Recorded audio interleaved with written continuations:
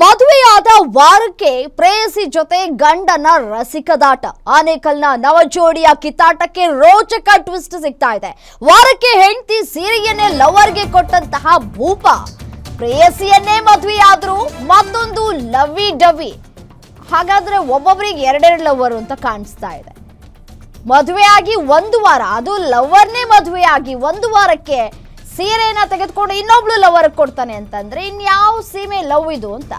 ಮದುವೆ ಅಂತ ಮೆಸೇಜ್ ನಲ್ಲೇ ಸರಸ ಸಲ್ಲಾಪ, ಅಂಬರೀಷನ ರಂಗಿನಾಟ. ಮದುವೆ ಆಗಿ ವಾರಕ್ಕೆ ಪತಿ ಪತ್ನಿ ನಡುವೆ ಶುರುವಾಗಿತ್ತು ಕಿರೇಕ್. ಮದುವೆಗೆ ಮುಂಚೆಯೇ ಯುವತಿಯ ಜೊತೆ ಲವ್ ಪುರಾಣ. ಪತಿ ಅಂಬರೀಷ್ನ ಕಾಮದ ಕಣ್ಣ ಮುಚ್ಚಾಲೆ ಇದೀಗ ಬಚಾ ಬಯಲಾಗ್ತಾ ಇದೆ. ವಿನಾಕಾರಣ ಪತ್ನಿ ನಂದಿನಿ ಮೇಲೆ ಆರೋಪವನ್ನ ಮಾಡಿದ್ದಂತಹ ಅಂಬರೀಷ ಅಂತರ್ಜಾತಿ ಆದ್ರೂ ಮನೆಯವರ ಮುಂದೆ ಮದುವೆ ಕೂಡ ಆಗಿದ್ರು. ಬನಹಳ್ಳಿಯ ನಂದಿನಿಯನ್ನ ಮದುವೆಯಾಗಿದ್ದಂತಹ ಕಲಬುರಗಿಯ ಅಂಬರೀಷ್, ಆನೇಕಲ್ ತಾಲೂಕಿನ ಬನಹಳ್ಳಿಯಲ್ಲೇ ವಾಸವಾಗಿದ್ದಂತಹ ದಂಪತಿ ಮದುವೆಯಾಗಿ ವಾರ ಕೂಡ ಆಗಿಲ್ಲ.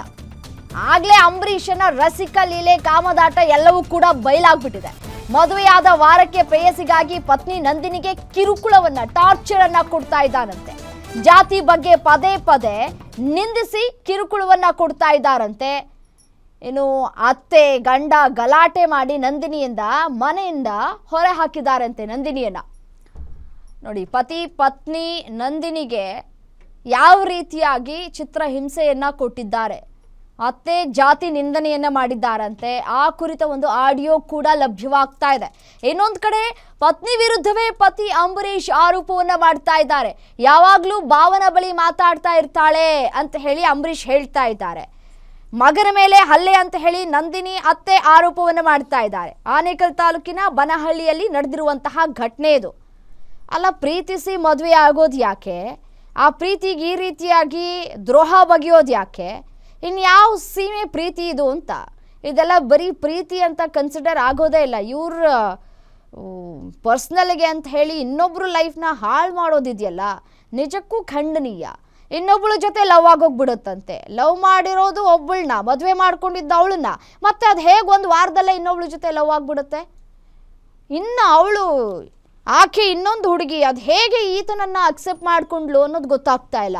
ಮದುವೆ ಆಗಿದೆ, ಈಗ ಒಂದು ವಾರ ಆಗಿದೆ, ಅವ್ರ ಜೀವನ ನಾವು ಹಾಳು ಮಾಡಬಾರ್ದು, ಸುಖ ಸಂಸಾರವನ್ನು ಮಾಡಲಿ ಅಂತ ಹೇಳಿ ಬಿಡೋದು ಬಿಟ್ಟು, ಇನ್ನೊಬ್ಬರನ್ನ ಮದುವೆ ಆಗೋದು ಬಿಟ್ಟು ಈ ರೀತಿಯಾಗಿ ಮದುವೆ ಆಗಿರುವಂತಹ ಸೆಕೆಂಡ್ ಹ್ಯಾಂಡಲನ್ನು ಹೇಗೆ ಲವ್ ಮಾಡಿದ್ರು ಅನ್ನೋದು ಗೊತ್ತಾಗ್ತಾ ಇಲ್ಲ. ಈ ಹೆಣ್ಮಕ್ಳು ಬುದ್ಧಿ ಏನು ಲದ್ದಿ ತಿಂತಾ ಇರುತ್ತಾ ಅಂತ ಕೆಲವೊಮ್ಮೆ ಹಾಗೆ ಫೀಲ್ ಆಗುತ್ತೆ. ಮದುವೆ ಮಾಡ್ಕೊಳ್ಳುವಂತಹ ಸಂದರ್ಭದಲ್ಲಿ ಅಂತರ್ಜಾತಿ ಅಂತ ಗೊತ್ತಿರುತ್ತೆ.